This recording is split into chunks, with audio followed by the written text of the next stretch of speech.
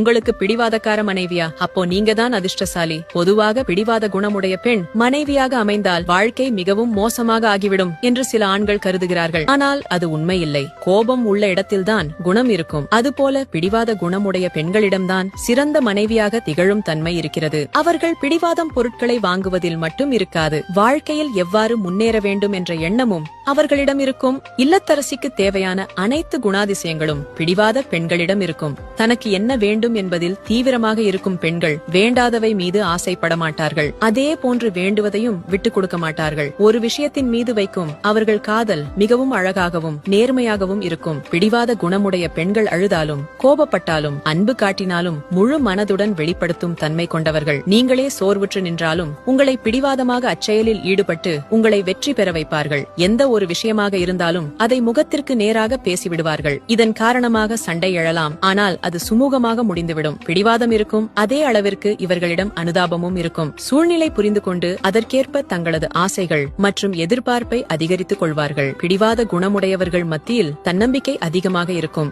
அதன் காரணமாக உங்களுக்கும் தன்னம்பிக்கை அளிக்கும் வகையில் நடந்து கொள்வார்கள். இவர்களது பேரார்வம் வேலை மற்றும் இல்வாழ்க்கை விஷயங்களிலும் கூட தொடரும். இதனால் எந்த திட்டத்தை நிறைவேற்றுவதிலும் வீடு பொருட்கள் சேமிப்பு போன்றவற்றிலும் கூட இவர்கள் சீராக நடந்து கொள்வார்கள். இப்ப சொல்லுங்க, பிடிவாத குணமுடைய மனைவி வர